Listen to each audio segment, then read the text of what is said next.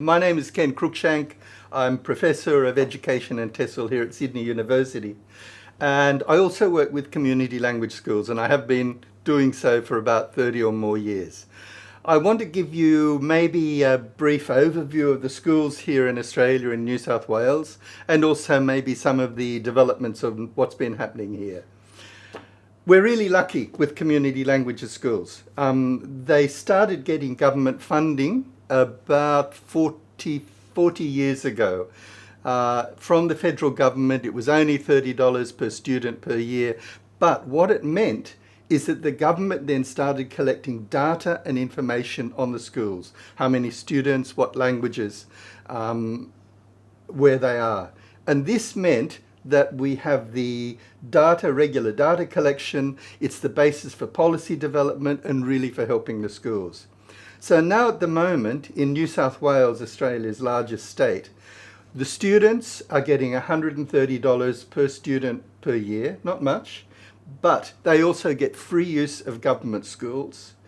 There are 3 education officers that support the schools, and also the schools get support in terms of resources and materials. We call them community language schools here because the term heritage sort of means something that your grandmother would give you. I shouldn't say that. Anyway, the community means it's alive, it's living in the community, and that's why we call them community languages. I'd much prefer them just to call them languages, because when you add a name to anything, it makes it sort of second class. So I'm going to talk about languages and sometimes community languages. At the moment in New South Wales, we have 3,000 volunteer teachers, about 60,000 students attending the schools, learning one of 62 languages. In this state, though, it's been really good because our Premier went through an Armenian school herself, and the Minister for Finance went through an Italian school. So 3 years ago, they gave a grant of $11 million for community languages. And this has funded so many things going on in the schools, including our institute. I wanted maybe to give an overview of the research that we've done and the projects that we're doing. The first study we did was of the teachers themselves. We did an online survey with about 1,000 teachers, and we interviewed over 50 of them. And what we found was this. Most of the volunteer teachers are women, about 80%. They're not what you imagine. You think of community language teachers as the yaya or the babushka, but no, there's an age range of 15 to 65. The most interesting thing we found was that the majority of the teachers have university qualifications from overseas, 60% of them. About 60% of them also have teaching experience from overseas. So what we found really is that the profile, typical profile, is female, returning to work or further study after raising children, and wanting to become a teacher in Australia, 80% of them. But the problem is the pathway is blocked. Only 4% of them have managed to get a teaching job in the schools in Australia. So really you're talking about a pathway through community language schools teaching that's not happening. There's also a need for younger second generation kids as teachers. 96% of our teachers are born overseas. And so what's happening to the students, the ex-students from the schools? There's no succession planning. The second study we did, and we've just completed it, is of the teaching in the schools, the structure, the organisation. And we call this study Parallel Lines. Now, in Australia, when you're driving on the road, there are 2 lines that go along that never meet. For us, that's the community language schools and the mainstream schools. There's no crossover, and there hasn't been in the 170 years that the schools have been operating. We looked at all aspects of the school organisation, and we found some very interesting things. Firstly, the majority of our students now are not first generation. They're actually second generation, third, and even fourth generation. There's a change in the background of the kids. Now, despite this change, the numbers have increased. Our numbers in the schools have doubled since the 1980s and increased by 20% in the last decade. So what we're finding is that the schools now are catering for students who are Australian born, and sometimes the language is not used that much at home, and sometimes not even with the grandparents. The second thing we found is that the type of student has changed. Something like 30% of our schools are running preschool classes. A lot of the parents want their children to have access to the language before they start in the day school. We're finding, as perhaps in the US, the majority of the students are primary school aged. They attend up until about the age of 10, and that's when they learn to say no to their mums. So between 10 and 13, there's a big dropout, which is unfortunate because this is the age where they learn all the formal stuff, the writing in the community language. Once you get to high school, there's less attrition, and once the students make that decision to keep learning, they stay. We find now that many of the schools are offering classes for adults. These are sometimes the students who dropped out during school time. It's also sometimes people in mixed marriages, the husbands come along to learn. But also it's other things. I went to one Thai school, and in the adult class there were 2 Australians who were learning Thai kickboxing. There was a journalist travelling to Thailand.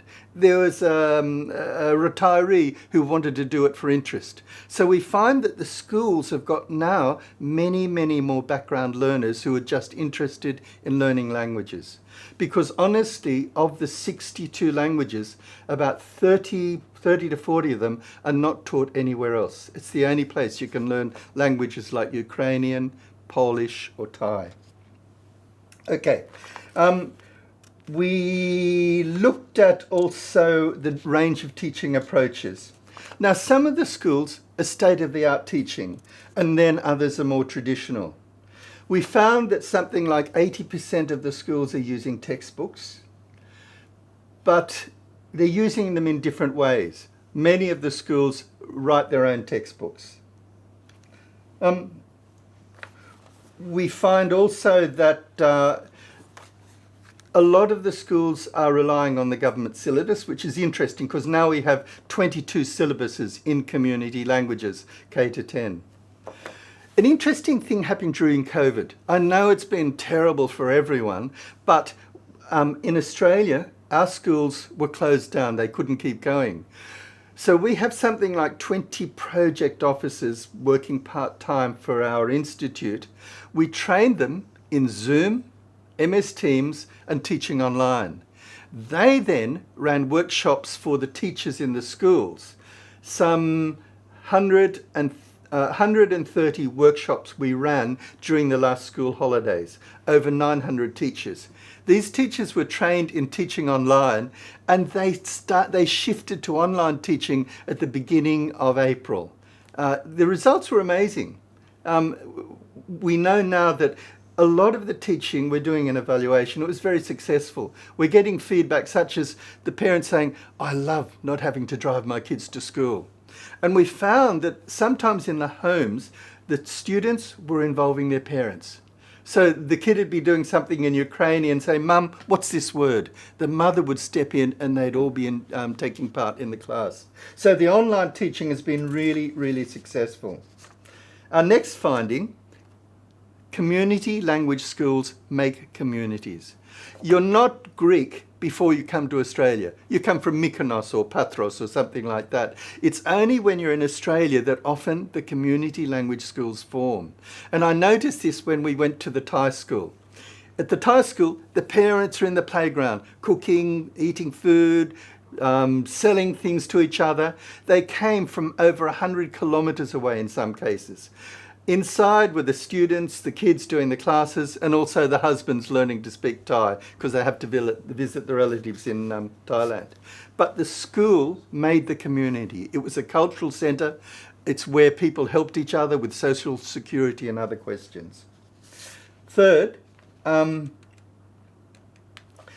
There's a big difference we found between the large schools and the small schools.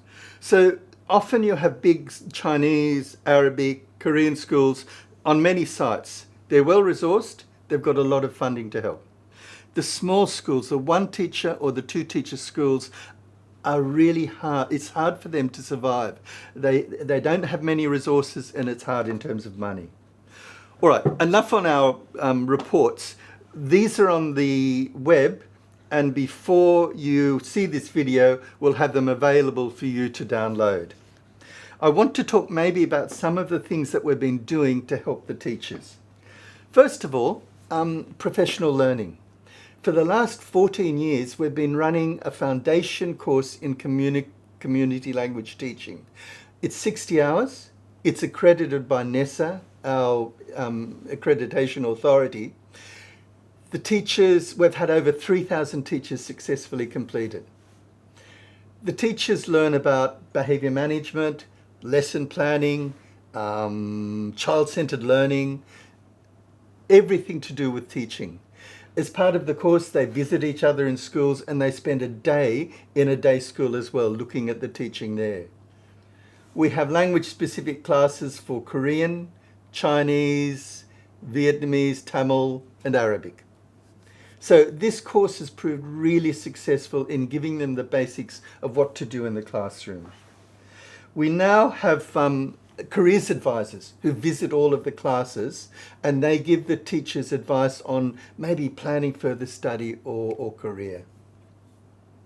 We have an advanced course that's also accredited, and that's for teacher mentors, curriculum mentors in the schools. And we've started off a principals course now for those who are running schools. The principals course is really interesting too, because we attach them to experienced principals, and they spend maybe 3 months getting advice from those experienced principals. In the course itself, a 60-hour course, they learn about managing people, involving the community, financial management, everything they need to be a principal. But also they learn about the recent educational developments, because many of the principals do not have a teaching background. What next? We've got a pathway for teachers now to get back into teaching accredited in Australia. We've just signed contracts with 2 universities, Western Sydney and ACU Strathfield. They are running specific alternate mode courses on weekends, school nights, weeknights, school holidays for primary and secondary teachers. A group of 30 started at the beginning of the year. We're having another 50 primary teachers. These teachers will graduate accredited to teach in Australia in the next year or so, and we hope that's going to keep going. What else? Our teachers, we offer English classes for them too, because that's a really big need. And we also, we help them sit for the government's English test too. I wanted maybe to talk a bit about resources, because that's turned out to be the biggest need that the teachers have. We set up an online portal called Open Languages. It's free, open access. I'll give you the way to get into it. At the moment, we have it up in 6 languages. And what we did is that our project officers went to every school. We organised meetings of the principals across the language group. They then got their teachers involved. We collected all the existing resources. We got resources from the internet, from other states, from overseas, and all of these have been vetted, fixed for copyright, and uploaded onto our languages portal. We've got over 1,000 resources there now, and then we started publicising it with the schools. So we've been running online webinars for the teachers, getting them to show how they use their resources. This has been really, really successful. In the last 3 weeks, we've had over 1,200 hits, which is great. What else? We've had syllabuses developed in 5 more community languages: Hindi, Punjabi, Tamil Macedonian, and Persian Dari. and we've got 40 units of work to go with these. Oh, sorry, I sound like a used car salesman. It's not meant to sound like this. I'll keep going though. I'll come in with the bad points about New South Wales in a minute.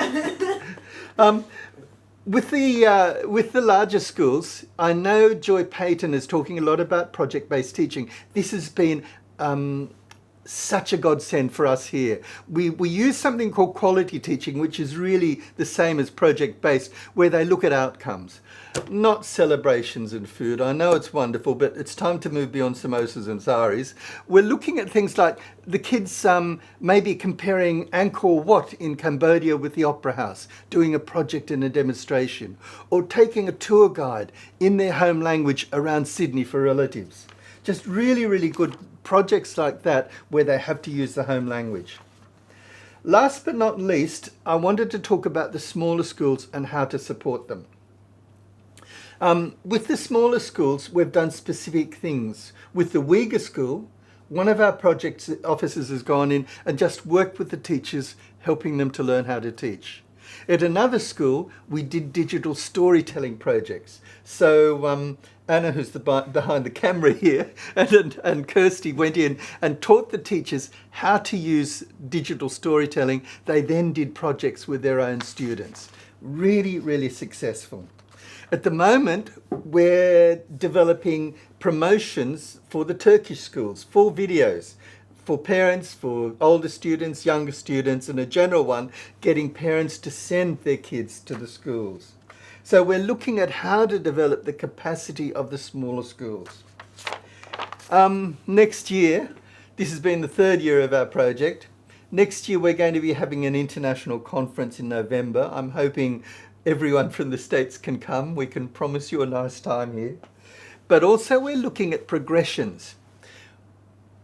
What we found is that there's very little way to credit the learning in the community languages schools. What have you got to show for it? Very few of the schools have standardized assessment. Sure, there are some tests, but not much. We're looking at developing progressions in each language, a bit like TOEFL or IELTS, whatever. And this is going to be from kindergarten to year 12 in terms of the levels of what kids can do, milestones in the language. This is going to be in the major languages, and we're going to try and develop it in others. It will be aligned with this CEFA and also with the ACTIFL guidelines. But the difference is we're going to look at teacher-based, classroom-based assessment, where the teachers get trained in assessing, they assess their own kids, and they collect the validity, the evidence for that. The students then get a passport, an online passport, in which goes not only their self-assessment, but also some proper teacher-based assessment. And so the students will have something that they can carry from school to school, from primary to secondary, and something that can get accredited in the day schools.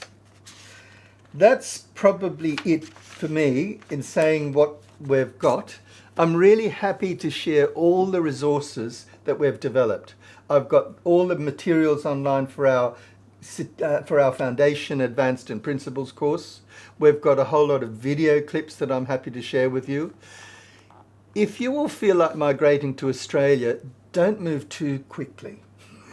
Because in terms of languages, although what's happening in the community language schools is really good, we still are bottom of practically every OECD country in terms of the provision and uptake of languages.